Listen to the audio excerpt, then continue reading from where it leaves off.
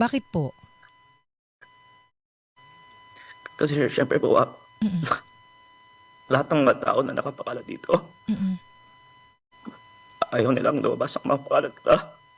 Mm. At sila din po ay mga kaibigan ng aking ina. Pero Mm. gusto kasi ng public malaman kung saan nagastos yung 3.5 trillion pesos sa DPWH. Mm. At nakakalungkot din na imbes na ilabas, mukhang pinagtatakpan pa.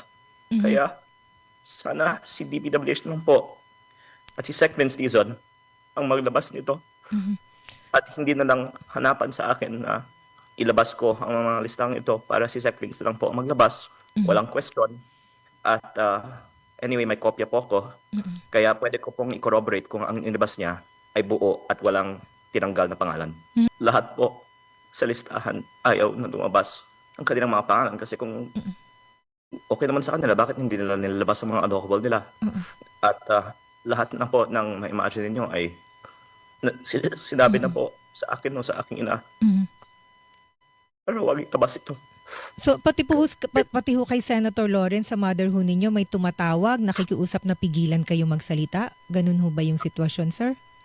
Actually, ma'am, marami nga po tumatawag sa kanya kasi Mm. kung tumawag sila direkta sa akin, baka isusumbong ko pa sila. Mm.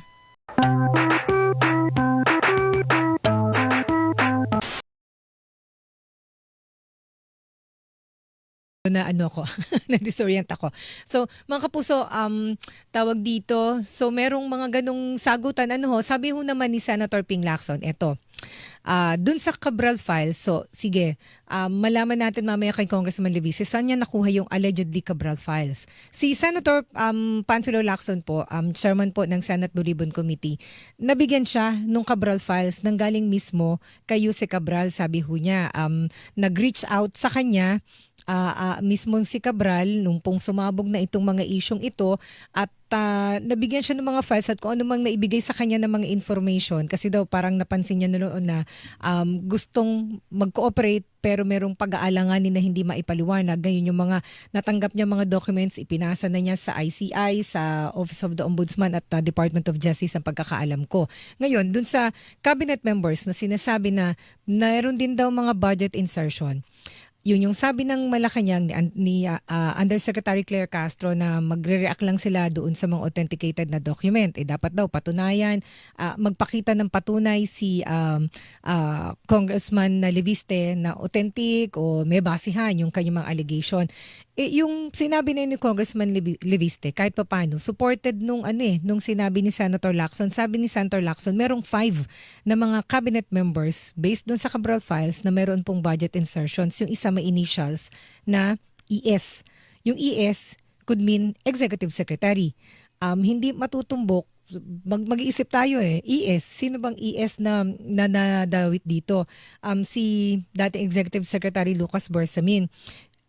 Alangan na si ES, yung Executive Secretary ngayon, Ralph Recto, dahil kaka-appoint lang sa kanya, wala pang isang buwan dito si Executive Secretary Ralph Recto. So ngayon, misteryo, sino yung ES? Ay unfair naman ho, nahusgahan ka agad na Bersamin yun. Pwedeng Epifanio Santos, di ba? Pwedeng ibang para sa kung anumang code yun. So, anyway, ang sabi ho ni Senator Lacson, maaaring maging bahagi ito ng investigasyon ng Senate Blue Ribbon Committee. Pwede silang magkonfrontasyon ba o magkaliwanagan sa pagdinig ng Senado o kung tingnan natin kung ipopurso din ho ito ng Office of the Ombudsman kung naibigay na sa kanila ni Senator Lacson kung ano man yung pong mga information na kanyang nakalap. Ngayon mga kapuso, eto na. Nasa atin na pong linya si Batangas 1st District Representative Leandro Leviste na ikinanginig ng ilan mga politiko yung kanyang mga revelation bisperas at mismong araw ng Pasko. Magandang umaga po sa inyo, Congressman Leviste. Magandang umaga po, ma'am. Opo, good morning sir. Para po doon sa mga nasa Facebook at YouTube account namin, sir, naka-live din ho tayo, mapapanood din po si Congressman Leviste, nasa Zoom natin. Congressman, una po munang tanong, doon sa inyong mga inilabas po sa inyong Facebook account, Congressman, meron po kayong tinukoy na Cabral files and DPWH files. unang tanong, saan nga ho ba talaga nanggaling yun? Una, yung Cabral files, personally handled to you? O paano po ninyo na-access yung allegedly Cabral files o dokumentong galing daw po kay dating Yuse Cabral?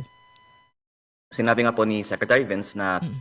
nakuha ko nga yung files na ito nung September 4 Mm-mm. at ang pagbigay sa akin ay with the approval ni Sec Vince dahil tumawag siya kay Yusek Cabral na Mhm. pwedeng ibigay ito sa akin in the interest of transparency. Matapos pa ang September 4, meron din kami ibang mga communications with Sec Vince. Opo. Actually, ang pinost ko sa Facebook just an hour ago before your show, ma'am, is Opo. the email that I had with Sec Vince on October 1 confirming the files. And on October 20, actually, may iba pang mga files na pinadala ang DPWH sa akin. Kaya ako po ay muli nagpapasalamat kay Sec Vince na dahil sa kanya, ang una kong ni-request sa DPWH nung May, June, July, and August ay ibinigay sa akin nung nagsimula siya sa September. At ayon po sa aking post sa Facebook, nagbigay nga lang din po ako ng ilang araw para sila ay pwedeng magpaliwanag kung authentic ba talaga at nakita na ba nila ang mga files na ito. Apo. At I wish na mabilis silang sumagot dahil pag tunay naman ang sinasabi mo, Mhm. hindi mo na kailangan pag-isipan. Pero parang may isang linggo na rin po mula nung nag-post ako na ilalabas ko ang files na to at hindi pa rin nila masyadong dire-directang sinasagot Opo. kung totoo ang laman nito. Kaya pinost ko na po ang aming email with Secretary Vince Ayun, and opo. his team na pwede din pong makita ng inyong mga viewers sa Facebook. Ayan, opo. So, Congressman Leviste, para lang po klaro, yung pong so-called Cabral files, hindi po personally handled to you ni Undersecretary Cabral, kundi nakuha po ninyo sa computer ni Yuse Cabral nung buhay pa siya. Actually, dalawa po. Uh-uh. Meron pong printed copy na personally handed to me. Okay. Ni Yuse Cabral. Opo. Opo. At itong lahat po ay naganap nung September 4. So, I came to the DPWH office through a meeting with Director Alex Bote and in the office of Yusek Cabral. And then I was talking with Yusek Cabral. And then tumawag siya kay Sec Vince at tumawag din si Sec Vince sa kanya. At si Sec Vince naman ay sincerong gustong maging transparent ang DPWH. So, Kaya inutos... alam kong gusto Opo. niyang ilabas. Sinabi niya din ito sa akin. Inutos niya. inutos At sinabi niya. din, hindi lang po, sinabi din niya sa akin na ilalabas niya ito sa publiko. Kaya sa mga nagtatanong sa akin, bakit hindi ko ito ilalabas noon pa, dahil sinabi ni Sec Vince sa akin na ilalabas ko. At ngayon nakikita ninyo sa Facebook, October 1, nag-email ako sa kanya Opo. kung maaari po ba itong ilabas. Aha. Pwedeng nan ang October 1 email ko kay Sec Vince kung maaari po itong ilabas. Pangalawa po, nabanggit ko na din sa ilang mga reports noon, ilang beses po akong nag-attempt na mag-privilege speech sa Kongreso para sa publiko ang mga datos na ito, October and November. At marami pong mga kasamahan ko sa Kongreso nakiusap sa akin na huwag isa publiko ito. Pero actually may mga lumabas na rin naman po sa PCIJ, isang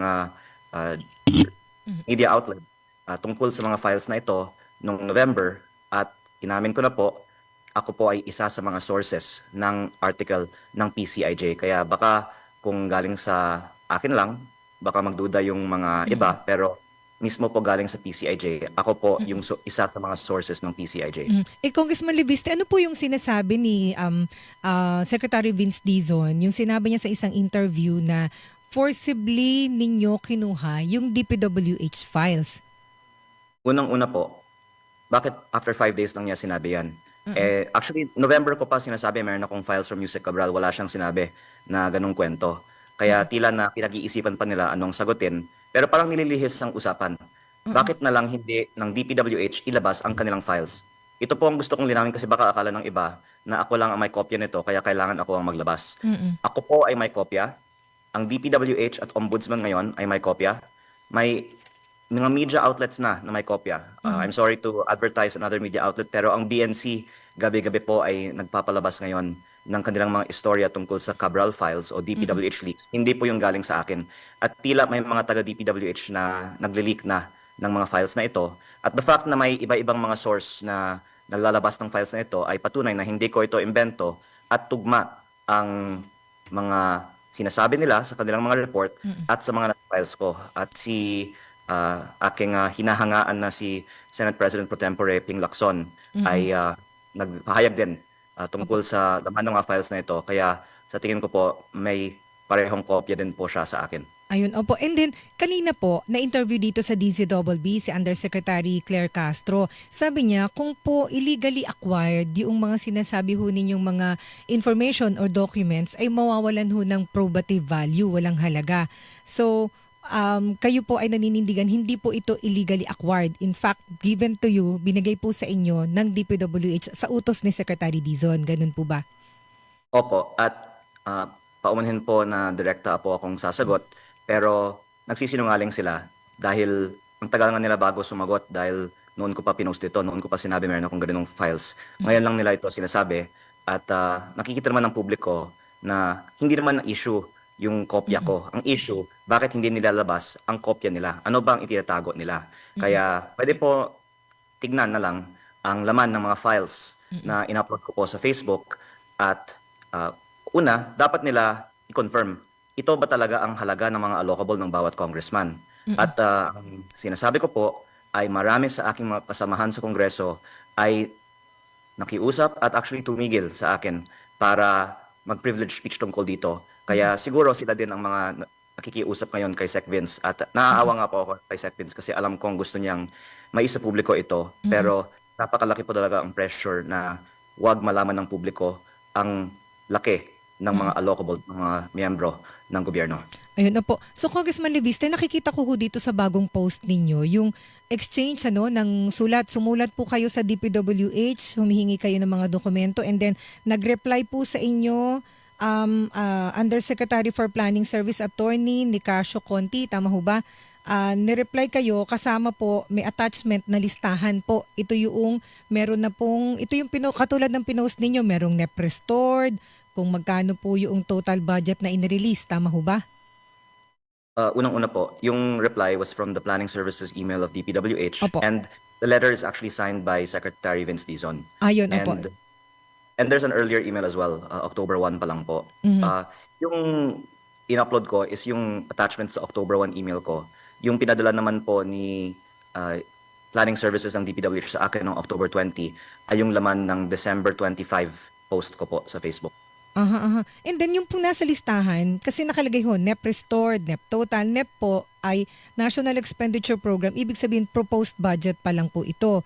Tapos meron ditong total budget na.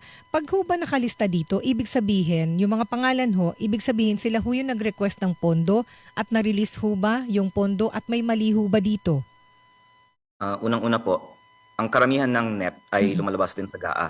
Kaya hindi lang yan request, yun po ay na-approve in most parts sa GAA. At ang allocable amount ay basically taon-taon na near-restore, kaya ang tawag dyan ay NEP restored. It is not enough to say na may 10 billion kang budget na may katiwalian. Pero ito po ay actually makakatulong sa investigasyon ng ICI at Ombudsman, lalo na pag malaman nila sino yung proponent ng mga ghost or substandard projects. Gusto ko pong linawin muli, ma'am, November 18 at 19, pinakita ko ito sa ICI. November 27, pinakita ko po sa Ombudsman at both times, sabi nila, they never saw this file before. Ako po ay nagpapasalamat na sa December 23, binigay na ng DPWH sa Ombudsman, pero noon pa, nung Nobyembre, sinasabi ko, dapat ibigay ito ng DPWH kay Ombudsman at sana si Yusek Cabral ay ginawang state witness. Kasi sinasabi ng iba, bakit ngayon lang? Noong November ko pa po sinasabi ito in public, noong September pa po in private. Opo. Pero in terms, ma'am, of ano yung irregular dito, Opo. sa tingin ko yung irregular, yung fact na itinatago ang laman nito. Kasi kung walang masama, bakit na lang natin hindi pagmamalaki na may 10 bilyong pisong pondo ang ilang mga proponent? Yun nga po kasi kung walang masama, kasi kanina po in-explain ni Senator J.V. Hersito na may lumalapit ho sa kanila, sa mga mambabatas magre-request halimbawa ng kalsada o multipurpose building, i-refer ho doon sa agency like DPWH o kung halimbawa Department of Agriculture, nandun na po sa agency kung i-implement yon o kung papasok sa pondo, not necessarily po na yung mambabatas ay may komisyon. Opo. Tama Kaya ba? po, Ako po ay actually nasusurpresa na imbes na aminin ng DPWH Mm. na ang mga files na in-email nila sa akin ay galing sa kanila, na ngayon pinakita ko na yung email Opo. na ang ginagawa pa nila, nagdadahilan sila na aaralin pa nila o authenticate pa nila. Ibig sabihin talagang itinatago na may mga mambabatas na may 3 bilyon, 5 bilyon, 10 bilyon, yung iba nga dito 20 bilyon ang pondo sa isang taon. Mhm. At ang nakakagulat nga ay kung ayon nga po sa inyong sinabi, walang mali dahil nagre-request naman talaga ang mga lokal na opisyal, Opo. then bakit all this time pinag-uusapan yung paano ni Leandro nakuha yung files, Mm. totoo ba yung files na ito? Sabihin na lang ng DPWH, magkano yung allocable ng bawat congressman, senator at opisyal ng gobyerno. Katulad po ng sinabi po ni Senator Ping, hindi lang po congressman at senator ang may allocable, pati yung mga cabinet secretaries, pati undersecretaries. Bakit ito itinatago? Yun po sa akin yung irregular. Tsaka ano sir, 'di ba? Maigi nga may lumalabas na listahan kasi mado-double check ng mga constituents ninyo. Kung nakarating nga ba sa kanila yung mga project, kung ibabangga ho doon sa Opo. request nila, ito'y nakalista ninyo, tapos kung na-release nga yung pondo o hindi, o halimbawa na-release nga ho yung pondo, kung nasaan yung proyekto, doon natin malalaman kung naging ghost yung pinondohan nitong request nila. Kaya ma'am, napaka-direkta ako sumagot sa inyo kasi ang masasabi ko, Yusek Claire Castro will make a fool of herself because everything that I'm saying can be verified even by publicly available data. Kaya ang sinasabi niyo po ay tama. Ang dapat mangyari dito ay hindi natin pagtakpan ang mga proyekto na pinapropose ng mga mababatas. Dapat ilabas ang mga proyekto na pinapropose ng bawat isa para ma-check ng mga kababayan natin sa bawat distrito sa buong bansa ang kalidad ng mga proyekto na pinapose ng bawat mambabatas.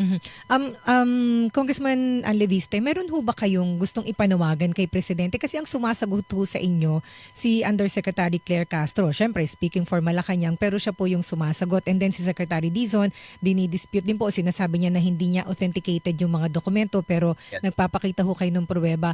Kung i-address ho yung itong issue kay Presidente na mismo, after all, siya naman po ang nag-reveal nito. Ano yung inyong panawagan siguro sa kanya, sir? Unang-una po ma'am, nais kong linawin na never ni Sec Vince sinabi na hindi tunay ang aking mga dokumento. In fact, sabi nga niya, nakuha ko to sa DPWH. Ang sinabi lang niya, hindi pa niya Hindi po napatunayan. na-authenticate. Opo, okay. Kasi baka nasa abroad siya. Pero ito po ang katotohanan.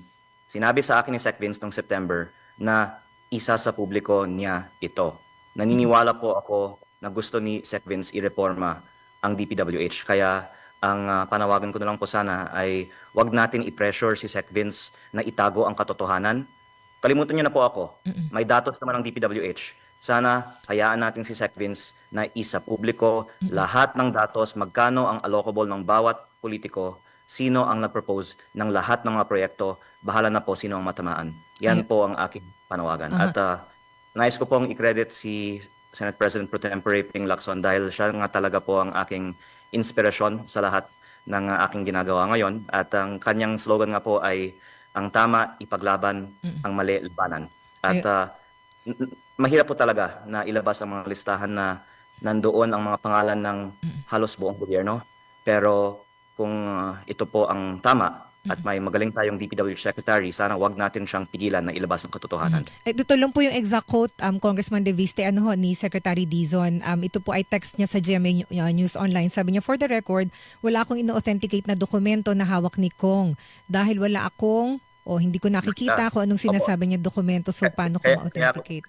Kaya ako ma'am, pinost muli sa Facebook. Opo. Hindi ko po alam bakit niya pa sinasabi. Wala pa siyang nakita. Kasi buong Pilipinas nga po, maaari na nilang makita sa aking Facebook. At pinost ko po ulit after 5 days para reminder na pwede niyang tignan na lang ang aking Facebook. Pati yung email ko sa kanya, nakasali ang mga attachments na ito. I think that the statements by the aforementioned are making a fool of themselves. And ang panawagan ko po sana ay wag natin pigilan si Sec Vince na sabihin ang katotohanan kasi nakakaawa naman po na kailangan pang pagtakpan. Pati email nga namin ay pruweba na itong pong mga dokumento ay tunay at alam niya na nasa akin noong September pa. Congressman, sino po yung sino sa tingin niyong pumipigil kay Secretary Dizon na ilabas yung listahan? Ganito po kasi ma'am, ayokong i-single out isang tao kasi may i-imagine nyo, lahat ng mga tao na nakapangalan sa mga listahang ito, mas gusto nila hindi lumabas kaysa ilabas. Kasi kung gusto nilang ilabas, Mm, gusto nilang pwedeng ilabas na lang magkano yung allocable nila, di ba? mm. Pero siguro, hindi lang 10, baka dose-dose ng mga tao nakikiusap kay Sec Vince na wag ilabas ang mga listahang ito. Kaya I would like to reframe the discussion. It's not about my Oo. files, it's about may file pa lang DPWH. Bakit nila hindi Mm. sagutin yung panawagan ng publiko, isa publiko ngayong Kapaskuhan ang Mm. buong datos ng mga projects ng DPWH. Opo. And then, nabanggit po ninyo si Senate President Pro Tempore Panfilo Lacson. Kayo din naman ho ay puring-puri ni Senator Lacson. Ano, parang meron kayong mutual admiration club. Congressman, kayo ho ba nag-usap na tungkol dito sa Cabral Files at willing ho ba kayo o paano ho yung naging pag-uusap ninyo kung nagkausap na ho kayo at kasi ho kakaroon ulit ng investigasyon ng Senate Blue Ribbon Committee na kanyang pinamumunuan malamang na ito'y itakel. Eh, ah, Pwede ah, akong mag-share ng bagong impormasyon ngayon. sige po, sige po. Anyway, makikita naman to sa Facebook. Yung araw na pumunta ako sa opisina ni Yusek Cabral, September 4, Mm. ang araw din na bumisita ako sa opisina ni Senate President Pro Tempore Ping Lacson. Mm. At talagang inspiration ko Mhm. si Senate President Pro Tempore Ping Lacson dahil nakikita ko napakalaking tulong sa Mm. bansa ang kanyang mga isinisiwalat. Mhm. Kaya nais ko lang pong tumulong sa kanyang mga layunin. Mm. At ang file na nakuha ko po nung Nobyembre pa, gusto ko sanang ibigay kay SP Pro Tempore Ping Lacson. Mm. At nag-request nga po ako ng meeting pero hindi lang po natuloy kasi yun po yung araw na may sunog sa Senado. Pero nais ko po sanang hingin ang kanyang direksyon. Paano namin maaaring isa publiko yung buong file Mm. nung November pa. At actually last night po nag-message ako sa kanya kung maaari ko po siyang mabisita pero I think out of town siya ngayon. Mm. Pero basta kung ano po ang direksyon ni Senate President Pro Tempore Ping Lacson, ako po ay sumasaludo. At maganda nga po na siya, dahil siya nga ang senior at veterano sa atin, ang mag-lead ng pagsisiwalat nito. Kasi alam niya, totoo ito at baka mas paniniwalaan ni Jose Claire Castro pag manggaling sa kanya. At kaya nga po ako mas maraming masasabi ngayon dahil pag ako lang magsalita, maraming nagka-question. Pero kahapon nag-interview nga po si SP Pro Tempore Lacson. Opo. At yung mga sinasabi nga niya na mga cabinet secretaries, may allocable, ay tugma po sa kopya ko. Yung nga po nabanggit ko nga rin ho kanina, Congressman, na tugma dun sa sinabi niya na yung sa sinabi ninyo na meron din po mga cabinet members na meron pong insertion, may binanggit ho siya na 5 at yung isa may initial na ES. Ganun din ho ba yung hawak ninyong information? Actually, ma'am, kung maaari pong dagdagan ito. At ito po ay hindi ko wina-volunteer noon, pero dahil nabuksan naman din po ang topic na to, kasi nakakatakot din po anong mga consequences pag maisa publiko ito. Pero may isa actually nakasali din sa listahan doon na parang 8 billion ang halaga. Kung pwede ko pong ibahagi ngayon sa inyong show. Opo. Sige po, Congressman. Hindi ko po may compare sino po ito, pero meron pong 8 billion na kasali doon po. May iilang mga acronyms. Ang isang acronym po na kasali doon ay SAP. Hindi ko po masasabi sino si SAP, pero nandun po sa 8 billion pesos of projects si SAP. Anong taon po itong si SAP, Congressman? Ito po ay 2025 National Expenditure Program. At kung maaari ko pong dagdagan din po, ma'am, hindi lang po yung listahang ito ang nakalap ko. Meron din po akong iba pang mga listahan ng mga insertions. At ayon din po sa ibang mga nakalap kong mga ebidensya, lumabas din po doon ang acronym SAP. Kaya binabanggit ko po yung mga nakakalap kong ebidensya sa labas ng 2025 NEP insertions na ito dahil parang yun po ay parang ah, nagko-corroborate na Mhm. may mga DPWH projects nga po na ipinapasok ng SAP. Mhm, mhm. Congressman, isang tanong na lang po. Bakit ho ang basa ko sa inyo parang emotional kayo? Bakit po? Kasi syempre po, Mm. lahat ng mga tao na nakapakalat dito, Mm. ayaw nilang lumabas ang mga pangalan nila. Mm. At sila din po ay mga kaibigan ng aking ina. Pero Mm. gusto kasi ng public malaman kung saan nagastos yung 3.5 trillion pesos sa DPWH. Mm. At nakakalungkot din na imbes na ilabas, mukhang pinagtatakpan pa. Mhm. Kaya sana si DPWH naman po at si Sec Vince Dizon ang maglabas nito Mhm. at hindi na lang hanapan sa akin na ilabas ko ang mga listang ito para si Sec Vince na lang po ang maglabas. Mhm. Walang question. At anyway, may kopya po ko. Mm. Kaya pwede ko pong i-corroborate kung ang inilabas niya ay buo at walang tinanggal na pangalan. Mhm. Kung hindi niyo po mamasamain, Congressman Leviste, kasama ho ba sa dahilan na nagiging emotional kayo, na yun nga nabanggit ho ninyo, kaibigan po ng inyong ina ni Senator Lauren Legarda yung iba, pwede ho bang malaman kung ano ang sinasabi sa inyo, anong ipinapayo o dinidiscourage din ho ba kayo na inyong mother na magsalita? Dahil after all, syempre ho, nag-aalala ho siya sa inyo bilang nanay. Opo, ma'am. Oo. Halos lahat po sa listahan ayaw na lumabas ang kanilang mga pangalan kasi kung Mm. okay naman sa kanila, bakit hindi nila nilalabas ang mga unlawful nila? Oo. At lahat na po ng ma-imagine ninyo ay sinabi na Mm. po sa akin o sa aking ina, Mm. pero wag itabas ito. So pati ho kay Senator Lawrence sa mother ho ninyo may tumatawag, nakikiusap na pigilan kayo magsalita? Ganun ho ba yung sitwasyon, sir? Actually, ma'am, marami nga po tumatawag sa kanya kasi Mm. kung tumawag sila direkta sa akin, baka pa isusumbong ko pa sila. Mm. Pero, um, madami po talaga. Pero nais ko pong Mm. linawin na ayon nga po sa sinabi ni Senping, sinabi ko kasi halos lahat. Ito po ay 19th Congress. Mm.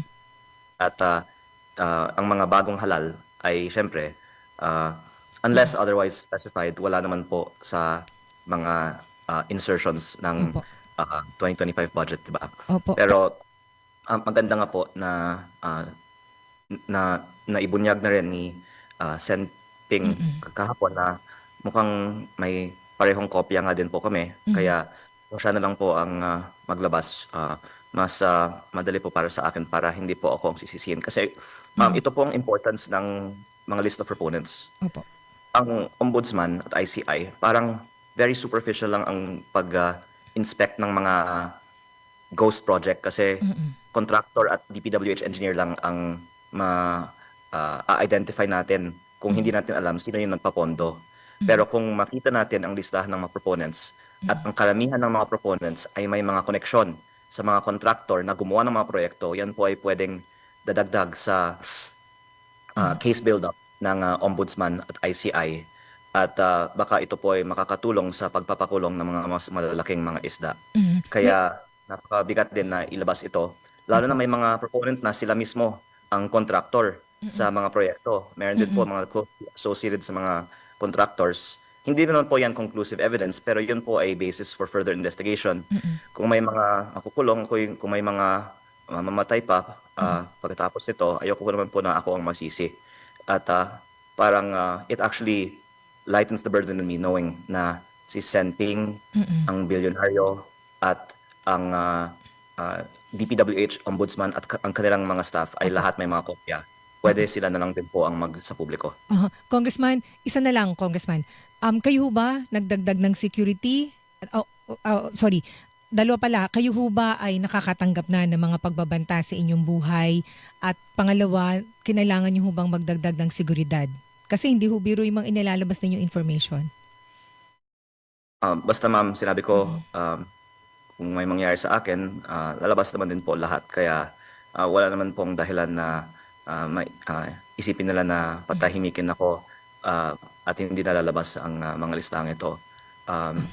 Muli, ako po ay humihingi ng paumanhin sa lahat ng mga opisyal ng gobyerno na nakapangalan dito. Pero sa tingin ko, wala po tayong magagawa. Lalabas at lalabas ang katotohanan. At yung mga to use the words of Senator Ping Lacson, nagko-cover up sa ebidensyang ito ay mapapahiya sa kasaysayan. Wag naman ho sana, dasal naman ho namin Congressman Levice, wag naman hong mangyari yung pong binanggit ninyo na hindi magandang mangyayari. Maraming salamat po Congressman Levice sa pagtitiwala dito sa programa. Maraming salamat po. Maraming salamat po.